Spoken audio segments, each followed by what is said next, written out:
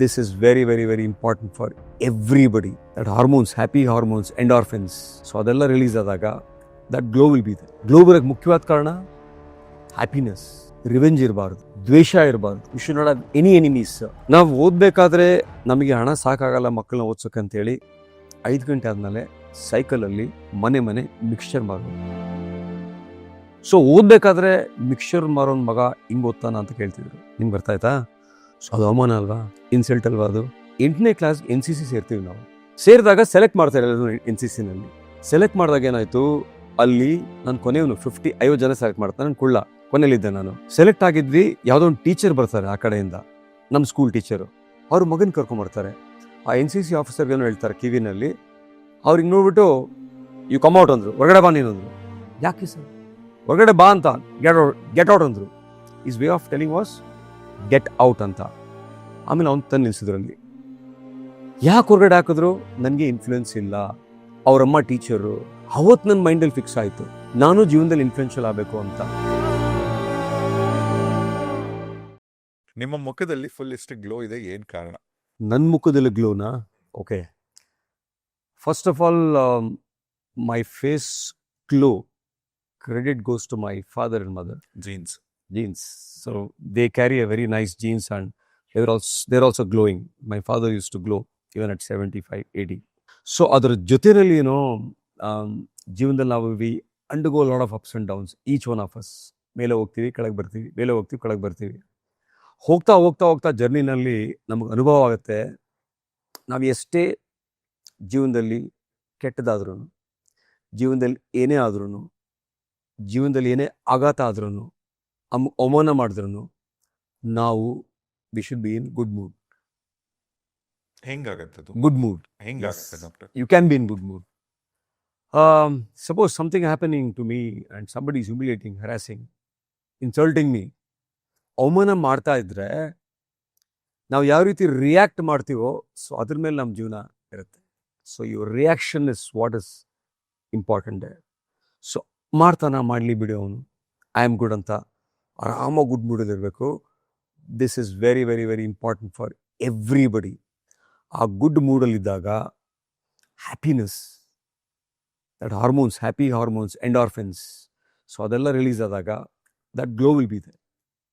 Glow ಬರೋಕ್ಕೆ ಮುಖ್ಯವಾದ ಕಾರಣ ಹ್ಯಾಪಿನೆಸ್. ರಿವೆಂಜ್ ಇರಬಾರ್ದು, ಯಾರ ಮೇಲೂ ನೋ ದ್ವೇಷ ಇರಬಾರ್ದು. You should not have any enemies.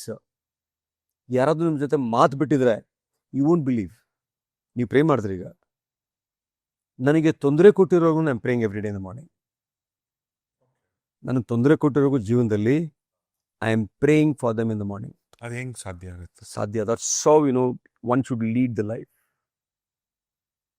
ದ್ವೇಷ, ರಿವೆಂಜು, ಜೆಲಸಿ, ಆಕ್ರೋಶ, ಆವೇಶ. ಅಲ್ಲ ಡಾಕ್ಟರ್, ಈಗ ನೀವು ಹೇಳೋದು ಸರಿ, ಈಗ ನಾನು ಹೇಳೋದು ಸರಿ. ಇಲ್ಲಿ ನೋಡ್ತಿರೋರು ಯಾರೋ ಒಬ್ರು ಬಂದು ಒಂದು ಕಮೆಂಟ್ ಮಾಡ್ತಾರೆ, ಏನಂದ್ರೆ ಗುರು ಆಯ್ತಪ್ಪ, ಈಗ ಆ ಕಡೆ ಕೂತಿರೋ ಗೆಸ್ಟ್ ಲೈಫ್ ಅಲ್ಲಿ ಚೆನ್ನಾಗಿದ್ದಾರೆ, ಹೌದು, ಈ ಕಡೆ ನೀ ಕೂತಿರೋ ನೀವು ಕೂಡ ಚೆನ್ನಾಗಿದ್ಯಾ, ಆದ್ರೆ ನಮ್ ಪರಿಸ್ಥಿತಿಗಳು ಹೀಗಿದೆ ಅಂತ ಒಂದಷ್ಟು ಟೈಪ್ ಮಾಡ್ತಾರೆ. ಉದಾಹರಣೆಗೆ, ಯಾರೋ ಒಬ್ಬ ವ್ಯಕ್ತಿನ ತುಂಬಾ ನಂಬ್ತೀರಾ ಜೀವನದಲ್ಲಿ, ಲವ್, ಮದುವೆನೋ, ಸಮಥಿಂಗ್ ಏನೋ, ಒಂದಿನ ಸಡನ್ ಆಗಿ ರಾತ್ರಿ ಬದಲಾಗಿ ನಿಮ್ಮನ್ನ ಬೀದಿಲ್ ಬಿಟ್ಟೋದು. ಹೌದು. ಇಂಥ ಟೈಮಲ್ಲಿ ಹೆಂಗೆ ಮತ್ತೆ ಆರಾಮಾಗಿ ಓಕೆ ಅವರು ಚೆನ್ನಾಗಿರ್ಲಿ, ಇದು ಹೇಗೆ ಸಾಧ್ಯ ಆಗತ್ತೆ? ನಾನು ನಿಮ್ಗೆ ಹೇಳಿದೆ, ಜೀವನದಲ್ಲಿ ಏರುಪೇರು ಇರುತ್ತೆ ಅಂತ ಹೇಳಿದ್ನೋ ಇಲ್ವೋ? ನನಗೀಗ ಸಾಕಷ್ಟು ವಯಸ್ಸಾಗಿದೆ, ನಾನು ಜೀವನದಲ್ಲಿ ಟ್ರಾವೆಲ್ ಮಾಡಿದ್ದೀನಿ ಜರ್ನಿನ. ಸೊ ನಮಗೂ ಮೊದಲು ಏನಾದರೂ ಈ ಥರ ನೀವು ಲವ್ ಅಂತ ಹೇಳಿದ್ರಲ್ಲ, ಆ ಥರ ನಮ್ಗೆ ಯಾರೂ ಕೈ ಕೊಟ್ಟಿಲ್ಲ ಲವಲ್ಲಿ. ಓಕೆ, ಸಿಕ್ಕ್ರವ್ರೆ ನೀವು. ಸೊ ಜೀವನದಲ್ಲಿ ಲವ್ ಆಗಿರ್ಬೋದು, ಬಿಸ್ನೆಸ್ ಫೇಲ್ಯೂರ್ ಇರ್ಬೋದು, ಎಕ್ಸಾಮಿನೇಷನ್ ಫೇಲ್ಯೂರ್ ಆಗಿರ್ಬೋದು, ಅಥವಾ ಲಾಸ್ ಆಫ್ ಸಮ್ ಕಿತ್ತಣ್ಕಿನ್ನ ಆಗಿರ್ಬೋದು, ಇದೆಲ್ಲ ಆದಾಗ ನಾವು ಕುಗ್ತೀವಿ. ಬಟ್ ನಾನು ಹೋಗ್ತಾ ಹೋಗ್ತಾ ಹೋಗ್ತಾ ಹೋಗ್ತಾ ಪುಸ್ತಕ ಓದಿ ಸ್ಪಿರಿಚುವಲ್ ಪಾತ್ವೆಯನ್ನು ಚೂಸ್ ಮಾಡಿ, ನಮ್ಮ ಗುರುಗಳಿದ್ದಾರೆ, ಶ್ರೀಧರ್ ಸರ್ ಅಂತ, ನನ್ನ ಚಾರ್ಟರ್ಡ್ ಅಕೌಂಟೆಂಟ್, ನಮ್ಮ DVR ಶೇಷದಿಂದ ಗುರುಗಳಿದ್ದಾರೆ. ಸೊ ಅವ್ರ ಹತ್ರ ಇಂಟ್ರ್ಯಾಕ್ಟ್ ಮಾಡ್ತಾ ಮಾಡ್ತಾ ಮಾಡ್ತಾ ಈಗ I am telling you honestly truth, ನನಗೆ ದ್ವೇಷ ಇಲ್ಲ, ರಿವೆಂಜ್ ಇಲ್ಲ.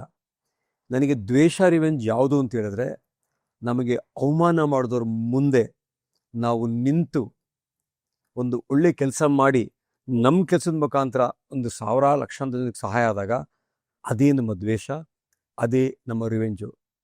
ನನ್ನ ಫ್ರೆಂಡ್ ಒಬ್ಬ ಹೇಳ್ತಿದ್ದ, ಪರಮೇಶ್ಗೆ ಕೆಲಸ ಮಾಡಬೇಕು ಅಂದರೆ ಅವನ ಬೀದಿಲಿ ಚಪ್ಪಲಿ ಹೊಡಿದ್ರೆ ಇನ್ನೂ ಜಾಸ್ತಿ ಕೆಲಸ ಮಾಡ್ತಾನೆ ಅವನು ಅಂತ. ನನಗೆ ಇನ್ಸಲ್ಟ್ ಮಾಡಿದ್ರೆ I work more. Actually true. If I get insulted I work more and more, more and more. ನನ್ನ one drive in my life to work. ಜನ ಕೇಳ್ತೀರಿ ಏನು ಈ ಶಕ್ತಿ ಇದೆಯಪ್ಪ ಅವನಿಗೆ ಅಂತ. ಎಲ್ಲರಿಗೂ ಒಂದೇ ಶಕ್ತಿನೇ. ನನಗೆ ಡ್ರೈವ್ ಬಂದಿರೋ ಜೀವನದಲ್ಲಿ ಕೆಲಸ ಮಾಡೋಕ್ಕೆ because of insults, because of humiliations, because of harassment, because of outcasting me, because we were from a poor background. ನೀವು ಬಡವರು ಅನ್ನೋ ಒಂದೇ ಕಾರಣಕ್ಕೆ Yes. ಎಲ್ಲ ಅವಮಾನ ಮಾಡ್ತಾರೆ, ಹೋಗ್ತಾ ಹೋಗುತ್ತಿಲ್ಲ. ಆ ಕ್ಷಣದಲ್ಲಿ ಹೆಂಗ್ ತಗೊಂತಾ ಇದ್ರಿ ಅದನ್ನ? ತುಂಬ ನೋವಾಗ್ತಿತ್ತು, ತುಂಬ ಕೂಗ್ತಾ ಇದ್ದೆ, ತುಂಬ ಡಿಪ್ರೆಸ್ ಆಗ್ತಾ ಇದೆ. ಸೊ ಇದೆಲ್ಲ ಆಗ್ತಿತ್ತು ನನಗೆ ಆವಾಗ. ಸೊ ಕೆಟ್ಟದಾಗೆಲ್ಲ ಕಮೆಂಟ್ ಎಲ್ಲ ಮಾಡೋದೆಲ್ಲ ಮಾಡ್ತಿದ್ರು. ಸೊ ಅದನ್ನೆಲ್ಲ ಫೇಸ್ ಮಾಡಿ, ಮೆಟ್ಟಿ, ನಿಂತು, ಫೋಕಸ್ ಮಾಡಿ, ಒಂದೇ ಕಡೆ ವಿತೌಟ್ ಡಿಸ್ಟ್ರಾಕ್ಷನ್ ಕೆಲಸ ಮಾಡಿ, ಇವತ್ತು we are doing some great work which is making a social impact. ಈ ಒಂದು ದೇಶದಲ್ಲಿ ಇಂಪ್ಯಾಕ್ಟ್ ಆಗ್ತಾ ಇದೆ. ನಾನೊಬ್ಬ ಡಾಕ್ಟ್ರು, ನಾನೊಬ್ಬ ಪೈಲ್ ಸ್ಪೆಷಲಿಸ್ಟ್. ಸೊ ನನ್ನ ಒಂದು ಕೆಲಸದಿಂದ ಸಾವಿರಾರು ಜನಕ್ಕೆ ಅನುಕೂಲ ಆಗ್ತಾ ಇದೆ. ಇನ್ಫ್ಯಾಕ್ಟ್ ನಿಮ್ಗೆ ಥ್ಯಾಂಕ್ಸ್ ಹೇಳಬೇಕು. ನೀವು ಸಾಮಾನ್ಯವಾಗಿ ಸ್ಪಿರಿಚುವಲ್ ಆಗಿ ಆಧ್ಯಾತ್ಮಿಕ ಟಾಪಿಕ್ಸ್ನ ಕವರ್ ಮಾಡ್ತಾ ಇದ್ದೀರಾ ನಿಮ್ಮ ಶೋಸಲ್ಲಿ.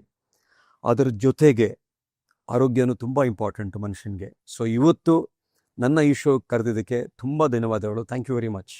ಈ ಶೋ ಮುಖಾಂತರ we can tell people how important is health ಅಂತ. ಅಲ್ಲ, ಈಗ ನೀವು ಕರ್ನಾಟಕದಲ್ಲೇ ಒಬ್ರು ಫೇಮಸ್ ಸರ್ಜನ್, ಹೌದು, ಕೋಲೋರೆಕ್ಟಲ್ ಸರ್ಜನ್. ಕೋಲೋರೆಕ್ಟಲ್ ಸರ್ಜನ್ ನೀವು. ಸೊ ಇವತ್ತು ಓಕೆ, ನಿಮ್ ಲೈಫ್ ಅಲ್ಲಿ ನೀವು ಸಾಧಿಸಿದಿರಾ, ಹೌದು, ನಿಮ್ ಮಾತು 4 ಜನ ಫಾಲೋ. ಹೌದು, ಹೌದು. ಆದ್ರೆ ಒಂದ್ ಕಾಲದಲ್ಲಿ ಯಾವಾಗ ನೀವು ಆ ಸ್ಕ್ರಾಚ್ ಇಂದ ಶುರು ಮಾಡಿದ್ರಲ್ಲ, ನಿಮಗೆ ಅದ್ ಏನೋ ಹಿಂದೆ ಒಂದು ವಾಯ್ಸ್ ಹೇಳಿರುತ್ತೆ, ಹೌದು, ಒಂದ್ ಧೈರ್ಯ. ಹೌದು, ಒಂದಿನ ನೀವ್ ಹಿಂಗ್ ಕಟ್ಕೋತೀರಾ ಲೈಫ್. ಹೌದು, ಹೌದು, ಹೌದು. ಆ ಡ್ರೈವಿಂಗ್ ಫೋರ್ಸ್ ಏನು ನಿಮ್ ಜೀವನದಲ್ಲಿ? ಸಿ, ಬೇಸಿಕಲಿ ಏನಾಗುತ್ತೆ ಜೀವನದಲ್ಲಿ ಅಂದರೆ, ನಾವು ನಮ್ಮ ಪೇರೆಂಟ್ಸ್ ನೋಡಿ ಬೆಳಿತೀವಿ, ಕರೆಕ್ಟ್? ಮನೇಲಿ ಏನು ಪೇರೆಂಟ್ಸ್ ಮಾಡ್ತಾರೋ ಮಕ್ಕಳು ನೋಡ್ತಾ ಇರ್ತಾರೆ. ಎರಡನೇದು ನಮ್ಮ ಟೀಚರ್ಸ್ ಇನ್ಸ್ಪೈರ್ ಮಾಡ್ತಾರೆ ಸ್ಕೂಲ್ಗೆ ಹೋಗ್ಬೇಕಾದ್ರೆ. ಮೂರನೇದು ವಿದ್ಯಾಭ್ಯಾಸ ಎಲ್ಲ ಮುಗಿದ ಮೇಲೆ we get some group of friends, ಅವ್ರು ಸೊ ಡಿಫ್ರೆಂಟ್ ಸ್ಟೇಜಸ್ ಆಫ್ ಲೈಫಲ್ಲಿ people get inspired by different people. ಅಲ್ಲ, ಮುಖ್ಯವಾದವ್ರನ್ನೇ ಬಿಟ್ರೆ ಬರ್ತೀನಿ. ಈ ಮನೆ ಹಾಳು ಸಂಬಂಧಿಕರು. ನೀವು ಹೇಳಿದಲ್ಲ ಈಗ ಮನೆ ಹಾಳು ಸಂಬಂಧಿಕರು ಅಂತ. ಈ ಇನ್ಸಲ್ಟ್ ಎಲ್ಲ ಬರ್ತಾ ಇರೋದು ಸಂಬಂಧಿಕರಿಂದ ಬರುತ್ತೆ. You got my point. ಜಾಸ್ತಿ ಇನ್ಸಲ್ಟ್ ಆಗೋದು ಮನೆಯವರಿಂದನೇ ಆಗುತ್ತೆ, ಹೊರಗಿನವರಿಂದ ಅಲ್ಲ. ಅರ್ಥ ಆಯ್ತಲ್ವಾ? So you ask me what is the driving force ಅಂತ. ನಾನು ನನ್ನ ತಂದೆ ಕಷ್ಟಪಡೋದನ್ನ ತುಂಬ ನೋಡಿದ್ದೀನಿ actually. So my father was actually polio inflicted. ಒಂದು ಕಾಲ ಸಣ್ಣ ಆಯಿತು ಅವ್ರಿಗೆ. Used to limp. So used to clean buses in Bangalore for livelihood. ಬ್ಯಾಂಗ್ಳೂರಲ್ಲಿ used to clean buses for livelihood. ನಾವು ಓದಬೇಕಾದ್ರೆ ನಮಗೆ ಹಣ ಸಾಕಾಗಲ್ಲ ಮಕ್ಕಳನ್ನ ಓದ್ಸೋಕೆ ಅಂತೇಳಿ 5 ಗಂಟೆ ಆದಮೇಲೆ ಸೈಕಲಲ್ಲಿ ಮನೆ ಮಿಕ್ಸ್ಚರ್ ಮಾರೋರು. ಸೊ ಓದಬೇಕಾದ್ರೆ ಮಿಕ್ಸ್ಚರ್ ಮಾರೋನ್ ಮಗ ಹಿಂಗೆ ಓದ್ತಾನ ಅಂತ ಕೇಳ್ತಿದ್ರು. ನಿಮ್ಗೆ ಬರ್ತಾಯ್ತಾ? ಸೊ ಅದು ಅವಮಾನ ಅಲ್ವಾ? ಇನ್ಸಲ್ಟ್ ಅಲ್ವಾ ಅದು? ಸೊ ತಂದೆ ಕಷ್ಟಪಡೋದು ನೋಡಿ, the drive inside me, the fire inside me came from my dad to work hard in life. Mixer ಹಾಕೋರು ಮಗ ಅಂದಿದೆ. ಎಕ್ಸಾಕ್ಟ್ಲಿ. ಅದು ನೀವು ಚಿಕ್ಕ ವಯಸ್ಸಲ್ಲಿ ಏನಾಗುತ್ತೆ, ತುಂಬ ಇಂಪ್ಯಾಕ್ಟ್ ಆಗ್ತಾ ಇರುತ್ತೆ ನಮ್ಮ ಮನ್ಸ್ ಮೇಲೆ. ಸೊ ಏನು ಚಿಕ್ಕ ವಯಸ್ಸಲ್ಲಿ ಆಗುತ್ತೋ, ಈಗ ಸಪೋಸ್ ಕೆಲವರು ಡಾಮಿನೇಟಿಂಗ್ ಇರ್ತಾರೆ, ಕೆಲವರು ಸಬ್ಮಿಸಿವ್ ಇರ್ತಾರೆ, ಕೆಲವರು ಸಾಫ್ಟ್ ಆಗಿರ್ತಾರೆ. ಇದೆಲ್ಲ ಬರೋದು ಪರ್ಸೋನ ಮಕ್ಕಳಾದಾಗ ಒಂದು ಇನ್ಸಿಡೆಂಟ್ಗಳಿಂದ. I tell you one thing. ನಾನು ಹೈಸ್ಕೂಲಲ್ಲಿದ್ದೆ, 8ನೇ ಕ್ಲಾಸ್ NCC ಸೇರ್ತೀವಿ ನಾವು.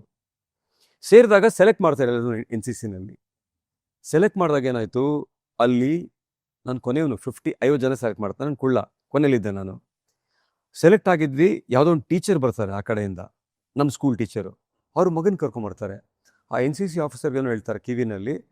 ಅವ್ರಿಗೆ ನೋಡ್ಬಿಟ್ಟು ಯು ಕಮ್ ಔಟ್ ಅಂದರು. ಹೊರಗಡೆ ಬಾ ನೀನು ಅಂದರು. ಯಾಕೆ ಸರ್? ಹೊರಗಡೆ ಬಾ ಅಂತ. ಗೆಟ್ ಔಟ್ ಅಂದರು. His way of telling was get out ಅಂತ. ಆಮೇಲೆ ಅವ್ನು ತಂದು ನಿಲ್ಸಿದ್ರಲ್ಲಿ. That boy was not selected. ನಾನು ಕಾಂಪೌಂಡ್ ಪಕ್ಕ ನಿಂತು ಕಣ್ಣಲ್ಲಿ ನೀರು ಹಾಕ್ತಾ ಇದ್ದೆ. ನನ್ನ NCCನ ಹೊರಗಡೆ ಹಾಕ್ಬಿಟ್ರು ಅಂತ. ಯಾಕೆ ಹೊರಗಡೆ ಹಾಕಿದ್ರು? ನನಗೆ ಇನ್ಫ್ಲೂಯೆನ್ಸ್ ಇಲ್ಲ. ಅವರಮ್ಮ ಟೀಚರು, ಅವ್ನಿಗೆ ಇನ್ಫ್ಲೂಯೆನ್ಸ್ ಇದೆ ಅಂತ. ಅವತ್ತು ನನ್ನ ಮೈಂಡಲ್ಲಿ ಫಿಕ್ಸ್ ಆಯಿತು, ನಾನು ಜೀವನದಲ್ಲಿ ಇನ್ಫ್ಲೂಯೆನ್ಷಿಯಲ್ ಆಗಬೇಕು ಅಂತ. ಅವತ್ತು ಫಿಕ್ಸ್ ಆಗಿದ್ದ ಇನ್ಫ್ಲೂಯೆನ್ಷಿಯಲ್ ಮೈಂಡು ಇವತ್ತಿಗೂ ರನ್ ಆಗ್ತಾ ಇದೆ. Actually somewhere I've stopped it because I'm aware of what I'm doing.